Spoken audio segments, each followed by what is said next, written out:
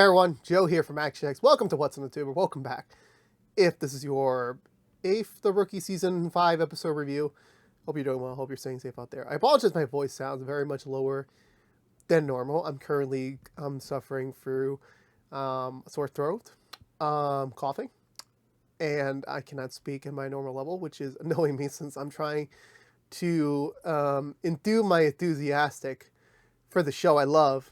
But if I raise over a certain dialect, then I will start coughing like a madman. I have tea ready for me to go. I forgot my lozenges downstairs. So, and also, what I'm doing is that today we're, the last 2 episodes of the midwinter finale are going up. So we have episode 8 that just aired right now when I'm recording this, and episode 9 that's airing right now. So I am literally on pause. So I'm doing, because I was thinking like, well, it's not really a 2-parter event. It's more like a 2 episodes. That's it. Probably just to like, get it all out there, just enjoy the holidays, and then, come ready back and fresh on January 3rd for the Rookie Power Hour with both Rookie and Vets and next year. So I don't really know what the exact reason was. I think it would have been smarter to like, divide them out, just do 2 weeks. I don't know what the reason was, but regardless of what the reason might be, we're getting 2 episodes today, which was great. So, and I had a feeling that this wasn't going to be a 2-parter, so I was like, okay, I'm going to review episode 8 by itself first. After it airs, take a pause on episode 9, come here, record the review. So you get my burger here. So I'm not going to try and rush this episode, but I apologize if my voice isn't 100% my usual self. Hopefully by the time we get back to Stargirl and then Doom Patrol later this week, I'll be back to normal. There was something I could do. I did literally everything I could do to preserve my voice as much today. It just didn't. I'm literally going to burn out my voice right now just doing both of these episode reviews, and but I just want to get to this review. So with this week's episode of The Rookie, it's a bomb. Like, we get a bomb because it was all about bombs. Sorry if that was like my weakest pun ever, because you know why. But no, honestly, this felt like a very nice, fun episode. Okay, I say that like, oh, bombs are a fun episode. That's not what I mean at all. Like, the whole reason behind it, like, it's not story driven. It's definitely more getting characters certain relationships and certain bonds to the next level. And you have 3 quadrants here, and of course it's the big one everyone's been waiting about, and I'm like, okay, you got it. Well, it's not really 100% a thing. They're still gonna have issues down the road, but I'm like, okay. I mean, we'll have to have a reclarification about this down the road. But anyway, overall, I just thought this episode was really fun. It definitely was just it showcased how much the rookie characters still have to grow with each other, and just, of course, like the mini acknowledgement of like how far they've been on their journey and how far they're willing to go. This kind of gave me some Spectacular Spider-Man vibes for some reason, the animated series towards the end, which I'm like, oof, this is not going to end well. It's definitely not going to end well. I don't know why. It's giving me those vibes. But I want to talk about more, so let's go through the Butcher recap and talk about this week's episode for The Rookie. Well, the first episode of the week of The Rookie, if that makes sense. We begin with, we're at the Nolan residence. Bailey and Nolan are talking about their honeymoon destination. She wants to go climbing, rock climbing, which I'm like, y'all want to Tom Cruise it up. No. I mean, no. I mean, it seems like a fun experience. Again, Nolan and Bailey just complement each other so well. It's like opposites attract. Like, I would not expect these two to work, and they work. They bring out something that the other needs, and it somehow works. Because I know Nolan's heart. He's looking at this as like, no, I'm gonna die. He will die. Also, Selena has been staying at their house again for the second night in a row, which I'm like, Selena, first of all, number one, amazing looking outfit, red outfit by Elizabeth Chavez. You rocked it. Second thing is that I don't think it's appropriate for a TO to have his rookie living in his house multiple times a week, which, again, people would get the wrong context of things, because, I mean, thankfully we all know who Nolan is, but for an outside stranger, it's like, is he sleeping with his fiance and his rookie? I'm like, oh God, no. But I wouldn't put it past people to like speculation. And it's clear as day as Nolan still does not want Selena to be at their house, because, again, like, there has to be a certain level of professional relationship of, that, hey, we have our companionship when we're, on duty, when we're in the shop. But when we're, you know, outside, yeah, we could be friendly, but like that doesn't really imply you can sleep over my house. At this point, it just seems like she has an entire guest room to herself, which I'm like, we never seen like the right side of Nolan's house. Like the interior of Nolan's house, like we've only seen the left side. We never seen the right side. The right side is just mysterious. So I'm like, I'm not sure if that's gonna be a future set or anything. Maybe Selena's gonna move in the future. Who the heck knows? The only notable thing of the scene was that Bailey's mentioning that she keeps hearing this weird scratching noise in the middle of the night. She doesn't know what it is. Selena once again thinks this is probably some sort of haunting or something, and she's asking Nolan, did you ever check who died in the property or in the house? Which Nolan's like, I don't believe so. Should I? He's like, you never know. You might have an unwanted entity here. And he's like, I don't believe so. I'm already looking at the only one I have, which I'm like, okay, yeah, I love their banter already. Outside the workplace, at least. We head back to the station. Aaron is pitching to Gray to begin his kind of like a preliminary training day with Harper and Lopez to become a detective. He's interested in becoming a detective before he becomes 30, and he thinks that, you know, shadowing them for a bit would be a fun little way, well, not fun, like an informative way to like start learning the ropes of things a little bit. Gray approves. He switches Chen out for him, and Bradford is not entirely happy because remember, they haven't had a long-running, singular-focused car ride since the premiere. They haven't had that since they kissed, and they almost fucked. It feels so. It's so weird to say. I'm just like, yeah, we everyone knows if this was an alternate universe, they would have fucked. I apologize for my language. They haven't had an honest conversation about that yet, and it's still a bit awkward around them. But they muster it up and they keep going. So Aaron gets approved for the switchover. Harper and Lopez decided to do a little training exercise with him by giving him a single page of a completed documentation of a case. And his goal is to only ask 5 questions to them and to see if he can determine who was the killer and what happened within those 5 question parameters. So that is his challenge before the end of his shift. Meanwhile, Nolan and Juarez are still talking about the damn freaking potential entity.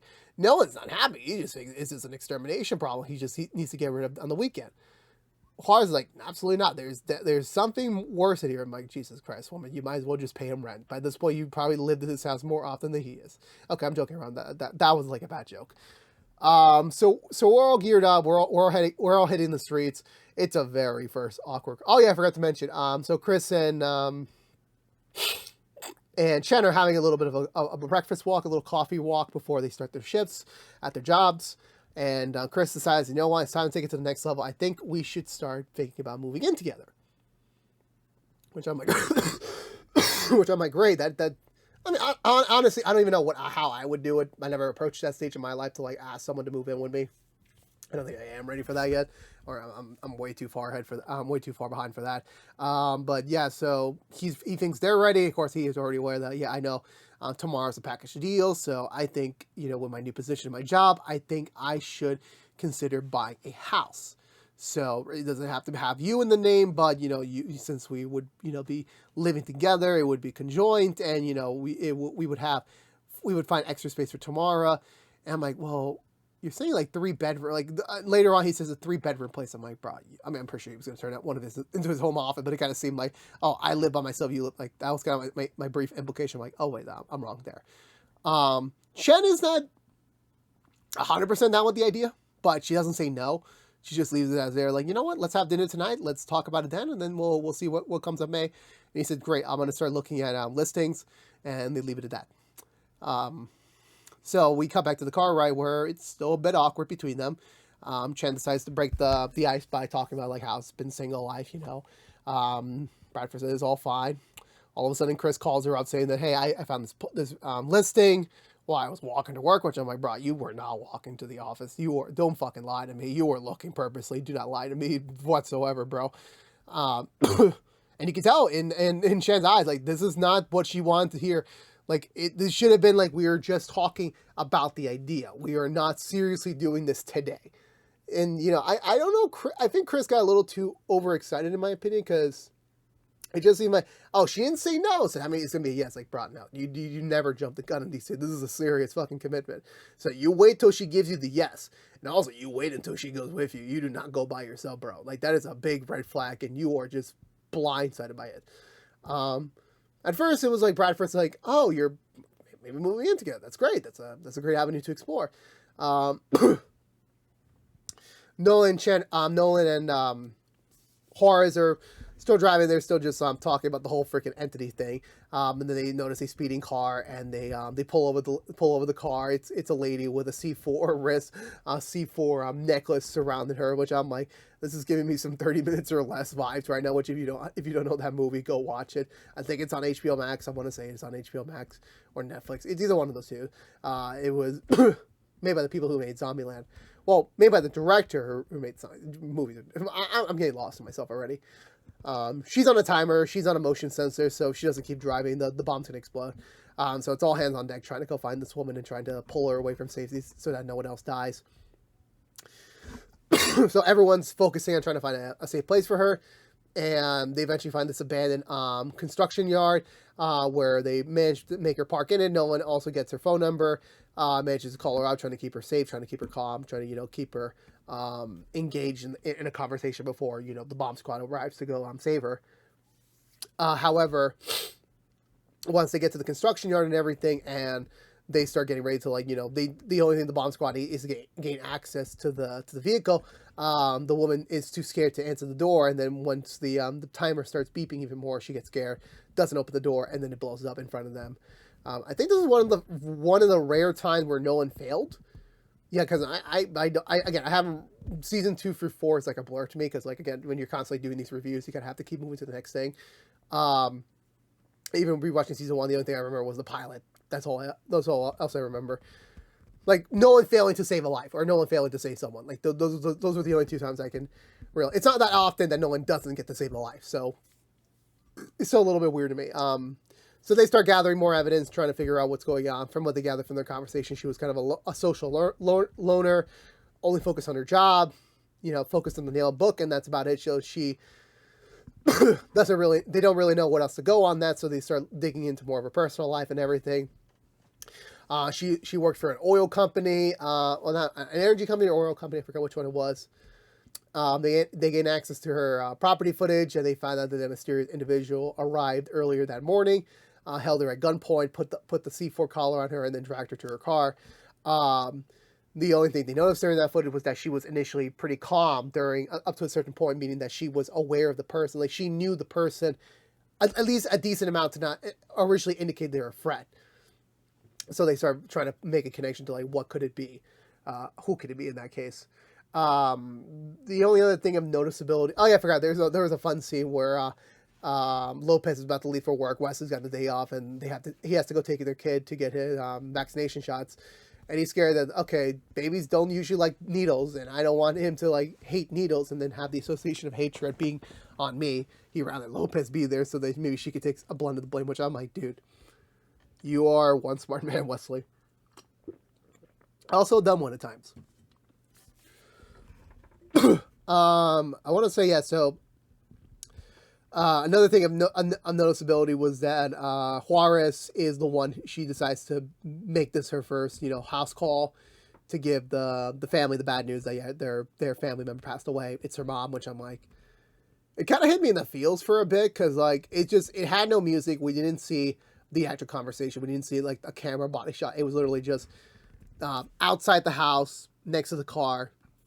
You see Nolan and Juarez going in. And you see the mom in the front doorstep, and she just, knocks out and cries. And I'm just like, wow, that actually, yeah, it's a TV show. So I'm like, I didn't feel 100% oh my God, that fucking hurt. But I felt a little sympathetic, which I'm like, damn, they pulled that off. They really, they did that wellly. If that's a word. I think Chen and Bradford are continuing driving. They're just assuming the case is just on the hands of the detective while they go figure out who the heck really put the bomb necklace on the woman. So they start resuming talking about Chris and just about about the moving in process is just something that she's not finding appealing right now, and he's sending her more listings and more viewings, and even Bradford had to step in at one point, just like acting like an old boot, not boot, like his old TO self, and just telling Chen to get off her phone. But naturally, he was just trying to help her out, like get out of that situation. And so Chen was like thankful because she doesn't want to deal with this right now, but we'll come back to that later. They both notice a speeding car next to them, and it turns out to be another guy. Well, it turns out to be a guy with a similar bomb necklace surrounded by his neck.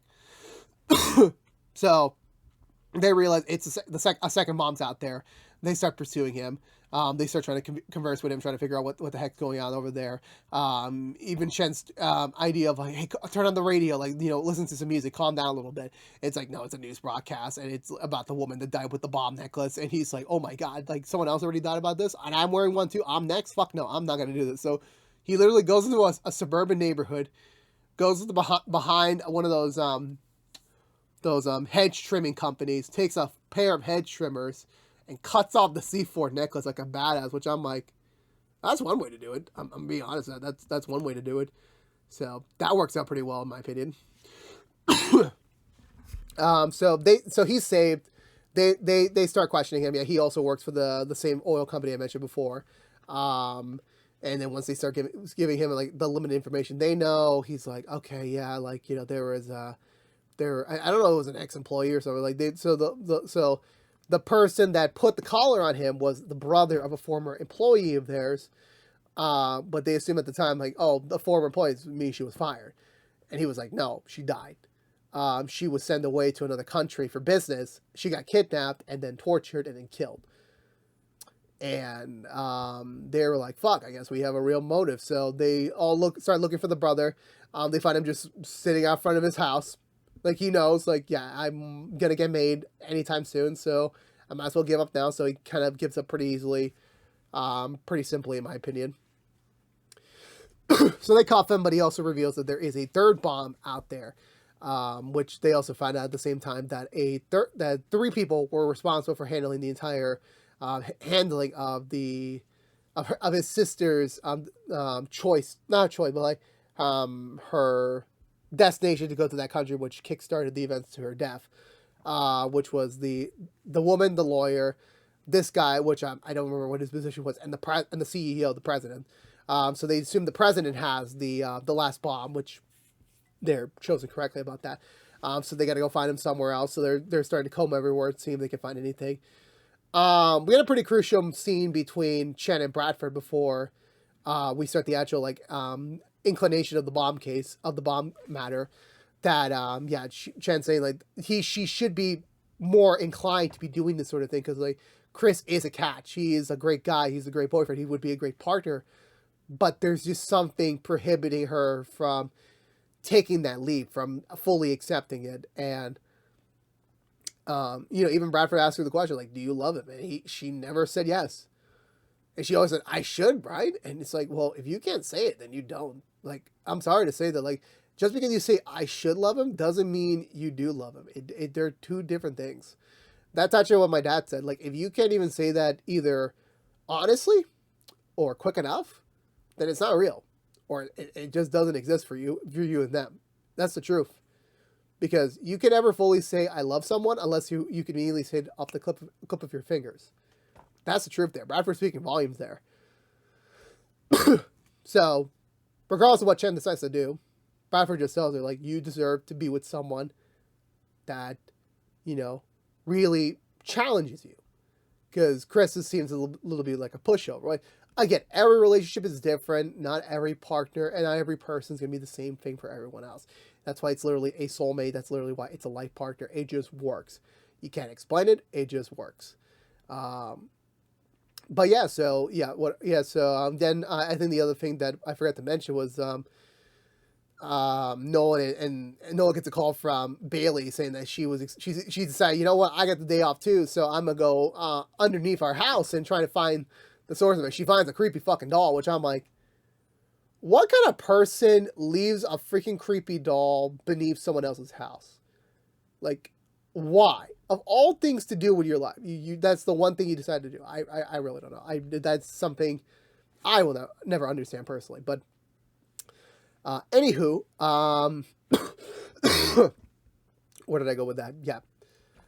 So yeah, we get back in the bond matter. They eventually trace back the guy, and then once they start talking to the bond maker more carefully, it turns out that even though he did 3 bombs, he blames the entire company for his sister's death, indicating that so the third guy is heading to the headquarters. So they all head over there. They're all geared up. No one runs in head first to go find the dude. He finds him in the boardroom. Initially, still thinking that this is all motion censored, being live recorded. It's not. He just tells them no, don't worry. There's no remote trigger. There's nothing. It's just on a timer. So they can go. We got to figure out a way to get this off you. Eventually, the bomb squad's too far away. They don't really have much of an option. The time's running out, so they kind of have to do it manually. Selena begs the guy to teach her how to disarm the bomb. He's like, no, they got to pay for it. They got to die. The exact same way my sister died. Eventually, she manages to convince him briefly to let him go with just an apology. But even this guy's apology was I wouldn't believe it for anything. I really wouldn't. I look at this guy, I'm like, this is the most fakest fucking apology in the world. And the guy's like, okay, you cut the green wire. Oh yeah, it was the green wire.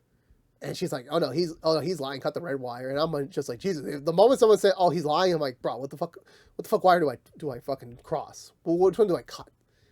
Don't tell me this shit. I never want to be in a bomb situation in my life. And I jinx myself. Probably in the future I will be. I'll talk about it in a podcast someday. Thankfully, Nolan makes the right call.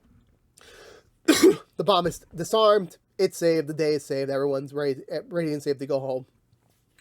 Kind of an early shift wrap up. Normally they wrap up at the nighttime. It's still daytime. So I'm pretty sure with the severity of this case, Gray was like, yeah, y'all can go home early. Y'all deserve it. No one fully appreciates Juarez, being there, for him, having his back.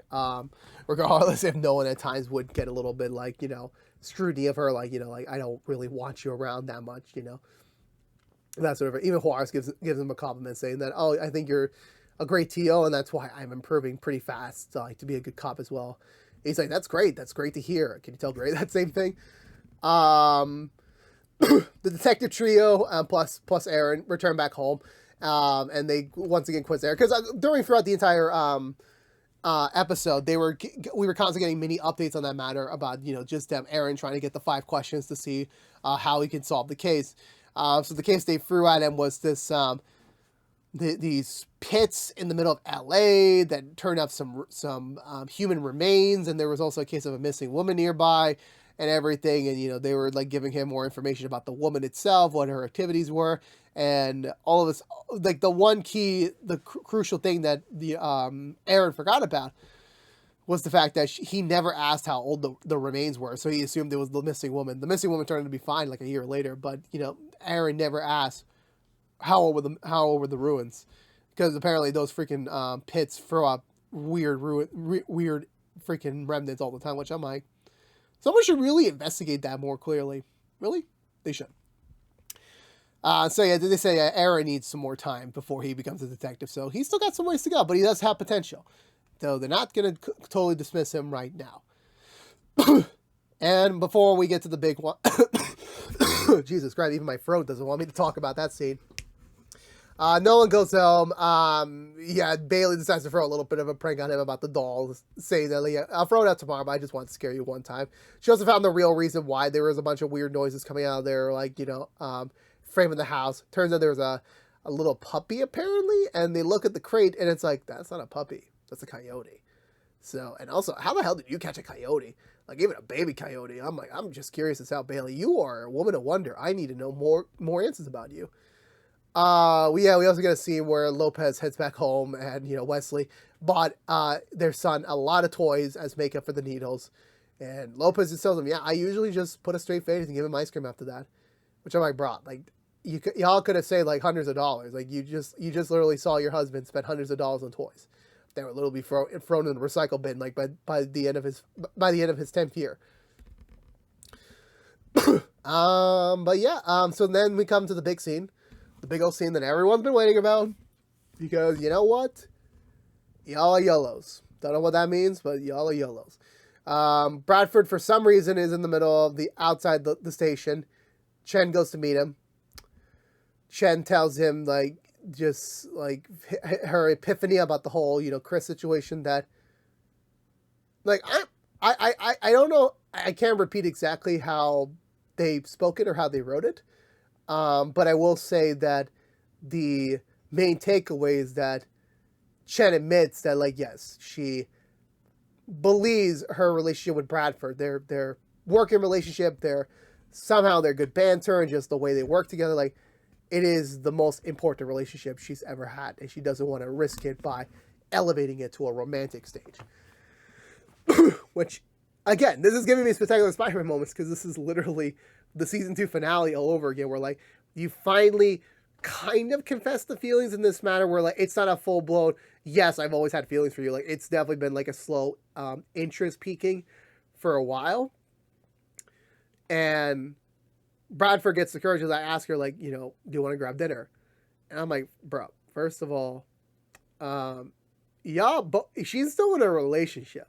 And then when Chen noticed that, well, first she says yes, quickly, which, again, is a great sign, because remember, what my dad said, if you can quickly say something that powerful to someone you actually do love, it means that it's a great sign. However, she's still dating Chris, and she at least wants to give him a proper ending before they can begin, which is respectful. And she just says, like, you know what? Ask me again when that's over, when the breakup happens, which gives Bradford a little bit of a smile, which I'm like, okay, well, first of all, congratulations. Y'all won. Well, it's the beginning of your victory. You still have many more steps to go, you Chenford fans. Damn you, my throat's dying. But in terms of, like, the other thing is that, like, my only one issue, not my one issue with it, but, like, it's workplace romances has never really received well in terms of, like, the reality of things, like, in our real world. And I know this is not the real world. This is like a fictional version of our real world, if you know what I mean, where TikTok doesn't exist, but it's a thing called Clip Talk, which I'm like, that is the most stupidest, adjective I could ever hear in my life, but it is what it is. But it's just that, they made such a big deal about it since season 1 that, like, they should not be dating other officers, that, especially for Chen still starting out early in her career, which, like, yeah, Chen has done a lot in the last 3-4 years canon of this show. She's done a lot. So she has definitely earned the respect of, like, there should be no gossiping between them. That it is merely just a question of, oh, will this hurt their overall connection? Can they even work together again? Which I'm like, those are all great questions. Hence why they're doing the storyline, so they can do many more storylines with this direction, which is smart. Great move, writers. It's just like, what is the public reaction going to be? Like, it's definitely something I can imagine being under the table for quite a while, in my opinion. I don't know. Like, maybe this next episode that's airing right now while I'm doing this review is probably talking about aspects of that. Who the heck knows? So I could be speaking on a turn. Again, I'm reviewing this entire episode by itself before I see episode 9, so I don't have any, like, sort of like, oh my god, but then this thing happened. No, I want to review episode 8 by itself to give it its own proper airtime. But yeah, that's just my one curiosity. Like, what is the rest of the station going to handle? Because, like, yes, they will be happy, and yes, emotionally speaking, I'm pretty sure the rookie fam, like the core fam, will be fine with it. They will be perfectly legit with it. The problem is the whole social, acceptance of it. That's going to be a whole different thing. That's what was my only concern about, like, like, it's a very tricky storyline to handle. And, if you do it wrong, that's the one problem with the shipping relationship, where it's like, you never really could satisfy everyone. That's the thing. Or you can't, or you just leave it too much. And it's like, that's the problem, in my opinion. Like, you kind of give into, like, once you start giving them what they want, and then you don't give them exactly what it could backfire. That's what I'm saying. And before anyone tells me that, oh, I'm a fake Chen fan, remember, back when I was watching season 1 live, I initially thought they were just going to be like this weird, like, sexual fling off the back. That's what I was thinking back in episode 1 before I even started reviewing this show. That's what I thought. And I was completely wrong. Now getting to this point where, like, this was an organic way to build up their relationship, to give them some sort of weird commodity that is different. It never started romantically. It never started, it was just a mutual growth of respect, of admiration that led to this point. And, I'm grateful that this is a smart way to decide to do it. that, yes, people would have loved if they would have banged in the season premiere. It would have been morally wrong. But I know, but this is the right way to approach it. How the later episodes will handle it, we don't know. So far, they're on the right path. So for me, overall, I think this episode was really good on that front. Just tread careful waters. That's all I'm going to say. Tread careful waters. The bomb plot was pretty impactful, to say the least. Again, I apologize for my puns. Aaron actually getting a detective storyline is actually pretty interesting.